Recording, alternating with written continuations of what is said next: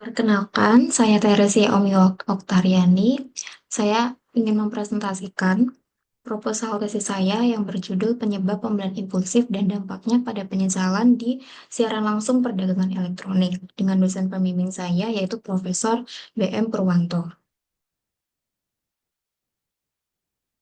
Penelitian ini dilatar belakangi oleh belanja melalui siaran langsung yang telah menjadi tren baru di kalangan konsumen, di mana penjual dapat mempromosikan produk dan menjual secara langsung. Kemudian, siaran langsung itu menjual berbagai macam produk, salah satunya adalah pakaian. Menurut survei oleh Goodstats pada tahun 2024, jenis produk favorit yang dibeli masyarakat melalui siaran langsung yaitu pakaian sebesar 61,3%. Namun, menurut laporan dari survei oleh Snapcart 2025, sebanyak 65% orang hanya menganggarkan kurang dari 500.000 per bulan untuk membeli pakaian, sehingga konsumen Indonesia lebih memilih untuk hemat biaya dalam membeli pakaian dan otomatis tertarik pada diskon yang diberikan oleh penjual yang mendorong untuk melakukan pembelian impulsif di siaran langsung. Pembelian impulsif tersebut dapat berakhir pada perasaan menyesal. Mengapa? Karena dalam melakukan pembelian daring, konsumen tidak dapat menilai secara akurat situasi seperti apa yang akan terjadi, sehingga mereka tidak yakin bahwa tindakan pembelian tersebut dapat membawa konsekuensi negatif sebelum pembelian dilakukan. Penyesalan yang terjadi setelah pembelian mengacu pada perasaan tidak nyaman dari konsumen berdasarkan tindakan atau keyakinan mereka sebelumnya. Konsumen yang membeli secara impulsif akan lebih mudah menyesal setelah melakukan pembelian. Pembelian impulsif juga masih relevan diteliti karena pentingnya untuk mengidentifikasi faktor yang menyebabkan penyesalan konsumen setelah melakukan pembelian. Kemudian rumusan masalah yang pertama adalah teoretis. Jadi meskipun pembelian impulsif telah dijelaskan oleh beragam teori, namun masih terdapat kekurangan landasan teori yang koheren dan sistematis.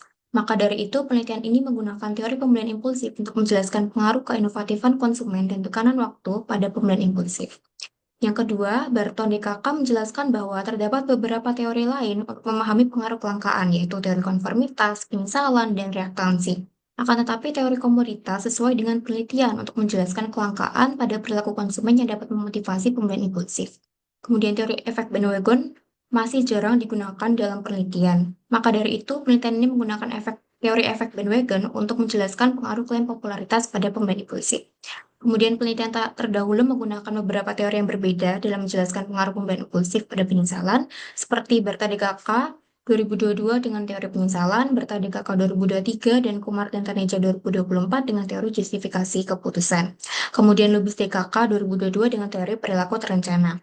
Maka dari itu, penelitian ini hendak mengisi kesenjangan tersebut dan menggunakan teori disonansi kognitif, karena teori ini dianggap sebagai landasan teoretis yang penting dalam memahami dampak dari pengambilan keputusan konsumen. Salah satunya yaitu penyesalan. Kemudian rumusan masalah empiris, yang pertama penelitian oleh Zhang, DKK membuktikan bahwa tekanan waktu berpengaruh positif pada pembelian impulsif dalam belanja secara langsung. Akan tetapi, Yulianto DKK menjelaskan bahwa tekanan waktu tidak lagi dirasakan konsumen sebagai alasan untuk melakukan pembelian impulsif. Dan juga masih belum banyak informasi mengenai tekanan waktu yang memengaruhi konsumen dalam bertindak saat berbelanja. Maka dari itu, penting untuk melakukan penelitian mengenai pengaruh tekanan waktu pada pembelian impulsif di siaran langsung perdagangan elektronik. Kemudian penelitian terdahulu membuktikan bahwa klaim popularitas tidak berpengaruh secara langsung pada pembelian impulsif. Penelitian mengenai penjualan di siaran langsung yang meneliti pengaruh klaim popularitas masih jarang. Maka dari itu pentingnya penelitian ini untuk menguji pengaruh klaim popularitas pada pembelian impulsif di siaran langsung perdagangan elektronik. Penelitian oleh Lubis DKK membuktikan bahwa pembelian impulsif berpengaruh positif pada penyesalan. Sedangkan penelitian oleh Berta DKK menemukan hasil bahwa pembelian impulsif tidak berpengaruh pada penyesalan. Nah, kemudian dilanjut dengan penelitian saat ini yang berkaitan dengan belanja secara langsung di perdagangan elektronik itu lebih berfokus pada perilaku konsumen awal sepertinya pembelian. Dan penelitian mengenai konsekuensi dari pembelian impulsif masih terbatas. Maka dari itu, penelitian ini hendak menguji pengaruh pembelian impulsif pada penyesalan dalam belanja secara langsung perdagangan elektronik. Penelitian terdahulu hanya meneliti dorongan pembelian impulsif dari aspek sebuah aplikasi dan penelitian selanjutnya perlu mempertimbangkan karakteristik konsumen. Maka dari itu pentingnya penelitian ini menguji pengaruh keinovatifan konsumen pada pembelian impulsif di secara langsung perdagangan elektronik. Kemudian hanya sedikit penelitian yang telah meneliti mengenai pengaruh dari klaim kelangkaan dalam konteks pembelian secara langsung. Maka dari itu pentingnya untuk melakukan penelitian mengenai pengaruh klaim kelangkaan pada pembelian impulsif di secara langsung perdagangan elektronik. Kemudian penelitian saat ini mengenai belanja secara langsung untuk pembelian pakaian hanya mengeksplorasi dampak secara langsung terhadap niat pembelian. dari perspektif pola acara, strategi pemasaran secara langsung, dan konsumen, dan masih perlunya penelitian mengenai belanja secara langsung dalam pembelian pakaian untuk memahami dampaknya terhadap perilaku konsumen. Maka dari itu, penelitian ini berfokus pada pembelian produk pakaian di secara langsung perdagangan elektronik. Kemudian pertanyaan penelitian ini yaitu apakah keinovatifan konsumen berpengaruh positif pada pembelian impulsif? Apakah tekanan waktu berpengaruh positif pada pembelian impulsif? Apakah klaim kelangkaan berpengaruh positif pada pembelian impulsif? Apakah klaim popularitas berpengaruh positif pada pembelian impulsif? Apakah pembelian impulsif berpengaruh positif pada penyesalan? Kemudian tujuan penelitian ini menguji pengaruh positif keinovatifan konsumen pada pembelian impulsif, menguji pengaruh positif tekanan waktu pada pembelian impulsif, menguji pengaruh positif klaim kelangkaan pada pembelian impulsif, menguji pengaruh positif klaim popularitas pada pembelian impulsif, dan menguji pengaruh positif pembelian impulsif pada penyesalan. Kontribusi penelitian ini yaitu kontribusi teoretis yang pertama. Penelitian ini menggunakan teori pembelian impulsif, teori komoditas, dan teori efek bandwagon untuk menjelaskan faktor yang memengaruhi pembelian impulsif. Kemudian penelitian ini menggunakan teori disonansi kognitif untuk memahami terjadinya penyesalan. Sedangkan kontribusi empirisnya yaitu penelitian ini hendak memperluas literatur mengenai faktor yang menyebabkan terjadinya pembelian impulsif di secara langsung perdagangan elektronik. Penelitian ini diharapkan dapat memperluas literatur mengenai dampak yang terjadi ketika konsumen melakukan pembelian impulsif di secara langsung perdagangan elektronik. Dan penelitian ini juga diharapkan dapat memberikan wawasan pada perusahaan mengenai faktor-faktor yang dapat menyebabkan konsumen melakukan pembelian impulsif, dan juga bahwa pembelian impulsif tersebut dapat menyebabkan konsumen merasa menyesal, terutama untuk produk pakaian di secara langsung perdagangan elektronik. Teori yang digunakan dalam penelitian ini yang pertama teori pembelian impulsif oleh Stern tahun 1962 yang menjelaskan bahwa pembelian impulsif merupakan pembelian tidak terencana yang dilakukan oleh konsumen. Dalam teori ini terdapat beberapa faktor seperti ekonomi, kepribadian, waktu, lokasi, dan budaya yang dapat menstimulasi keputusan untuk melakukan pembelian impulsif. Penelitian ini mengasumsikan bahwa faktor kepribadian dan faktor waktu yang memotivasi keputusan pembelian impulsif adalah keinovatifan konsumen dan tekanan waktu. Kemudian yang kedua teori komoditas oleh Brock tahun 1968 yang menyatakan bahwa setiap komoditas akan dihargai selama komoditas tersebut tidak tersedia atau mengalami kelangkaan. Teori ini juga menyatakan bahwa konsumen lebih dimungkinkan menginginkan komoditas yang langka karena komoditas tersebut memiliki keistimewaan tersendiri. Teori ini merupakan teori yang digunakan dalam rangka memberikan penjelasan mengenai penerapan klaim langka. Kemudian teori yang ketiga yaitu teori efek bandwagon yang menyatakan bahwa permintaan terhadap komoditas dapat mengalami peningkatan karena orang lain juga mengkonsumsi komoditas yang sama. Teori efek bandwagon menjelaskan bahwa individu cenderung memilih suatu produk yang juga menjadi keputusan banyak individu lainnya. Konsumen cenderung melihat orang lain dalam memutuskan produk mana yang harus dibeli. Kemudian teori yang keempat yaitu teori disonansi kognitif yang menyatakan adanya ketidaksesuaian antara keyakinan dan perilaku seseorang sehingga menciptakan perasaan tidak nyaman. Karena konsumen itu cenderung percaya bahwa mereka membuat pilihan yang baik, tetapi ketika mereka membeli sesuatu secara tidak terencana, hal ini bisa bertentangan dengan keyakinan awal mereka tentang kemampuan membuat keputusan, sehingga menimbulkan penyesalan pasca pembelian. Kemudian pengembangan hipotesis, untuk hipotesis pertama, di mana berdasarkan teori pembelian impulsif, dijelaskan bahwa faktor kepribadian itu dapat menstimulasi keputusan untuk melakukan pembelian impulsif. Salah satu bentuk kepribadian yang ada dalam diri konsumen adalah keinovatifan konsumen. Konsumen yang inovatif cenderung memilih belanja daring karena memungkinkan mereka untuk mencari tren dan inovasi baru dalam merek dan produk. Penjualan melalui secara langsung dirancang untuk menarik konsumen yang tidak menyadari minatnya terhadap siaran langsung tersebut, sehingga akhirnya mendorong konsumen untuk menjelajahi produk baru dalam siaran langsung. Konsumen yang memiliki keterbukaan lebih tinggi terhadap pengalaman cenderung mencari hal baru dalam belanja daring sehingga lebih impulsif dalam melakukan pembelian daring. Maka dari itu, hipotesis pertama penelitian ini yaitu keinovatifan konsumen berpengaruh positif pada pembelian impulsif.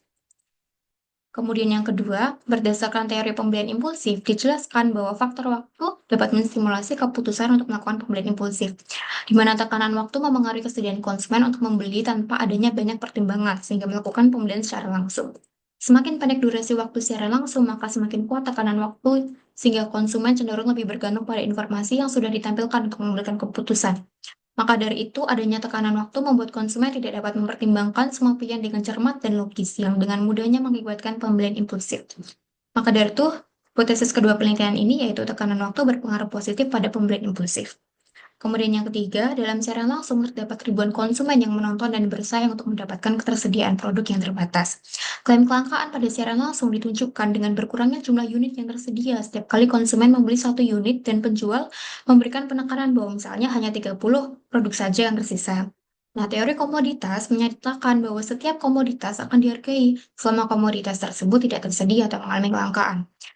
Dengan demikian, ketersediaan barang yang berkurang akan memotivasi konsumen untuk segera membeli barang karena adanya rasa tertekan. Maka dari itu, hipotesis ketiga penelitian ini yaitu klaim kelangkaan berpengaruh positif pada pembelian impulsif. Kemudian yang keempat, teori efek bandwagon menyatakan bahwa permintaan terhadap komoditas dapat mengalami peningkatan karena orang lain juga mengkonsumsi komoditas yang sama. Jadi ketika konsumen membuat keputusan pembelian, konsumen sering terpengaruh oleh pilihan dan preferensi orang lain atau dari popularitas produk tersebut. Popularitas suatu produk diwujudkan dengan banyaknya jumlah konsumen yang menyukai atau membeli suatu produk. Sementara itu, menurut Wang, popularitas suatu produk dalam siaran langsung dapat ditunjukkan dengan klaim seperti paling banyak dibeli, 10.000 pengikut toko, 32.000 terjual, 8.400 ulasan, dan lain-lain. Klaim popularitas dapat menimbulkan pembelian impulsif karena konsumen cenderung melakukan pembelian yang sama seperti konsumen lain daripada harus menggunakan penilaian mereka sendiri. Maka dari itu, hipotesis keempat penelitian ini yaitu klaim popularitas berpengaruh positif pada pembelian impulsif. Kemudian yang kelima, pembelian impulsif memiliki karakteristik pembelian yang cepat dan spontan atau pelanggan itu hanya menghabiskan sedikit waktu dalam mengambil keputusan pembelian dan tidak melakukan perbandingan produk dengan alternatif lain, hanya sedikit menganalisis atribut produk. Selama sesi secara langsung, demonstrasi produk dengan rekomendasi produk oleh pembawa acara dapat mendorong pembelian impulsif. Teori disonansi kognitif menyatakan adanya ketidaksesuaian antara keyakinan dan perilaku seseorang, sehingga menciptakan perasaan tidak nyaman. Jadi ketika konsumen memahami bahwa mereka seharusnya mengambil keputusan pembelian yang baik, maka konsumen mengalami perasaan menyesal. Maka dari itu hipotesis kelima yaitu pembelian impulsif berpengaruh positif pada penyesalan. Kemudian berikut merupakan gambar model penelitian ini yang diadaptasi dari Zhang DKK 2024, Melati DKK 2024, Sarwar DKK 2023, dan Berta DKK 2022. Kemudian desain penelitian ini, filosofi penelitian ini yaitu positivisme dengan pendekatan penelitian deduktif dan metodologi penelitian kuantitatif. Penelitian ini menggunakan metode survei dengan menyebarkan kuesioner sebagai instrumen dalam rangka mengumpulkan data. Kemudian definisi operasional variabel yang pertama keinovatifan konsumen, yaitu kecenderungan konsumen untuk membeli produk baru dan menerima teknologi baru, yang diukur menggunakan skala Likert 5 poin. Butir pengukuran terdiri dari 3 butir pengukuran oleh Yang DKK 2024. Kemudian yang kedua tekanan waktu, yaitu perasaan subjektif seseorang tentang keterbatasan waktu yang dirasakan saat proses pengambilan keputusan. Yang diukur menggunakan skala Likert 5 poin, di mana butir pengukuran terdiri dari 3 butir pengukuran oleh San DKK 2023. Kemudian klaim kelangkaan, yaitu strategi pemasaran dengan membatasi jumlah produk yang tersedia, yang dinilai menggunakan skala Likert 5 poin, terdiri dari 3 butir pengukuran oleh Zhou 2024. Kemudian klaim popularitas adalah pesan promosi yang menunjukkan ketertarikan konsumen terhadap suatu produk, yang diukur dengan skala Likert 5 poin yang terdiri dari 4 butir pengukuran oleh Wang DKK 2024. Kemudian pembelian impulsif yaitu perilaku pembelian yang terjadi secara spontan dan tidak direncanakan yang didorong oleh keinginan sesaat.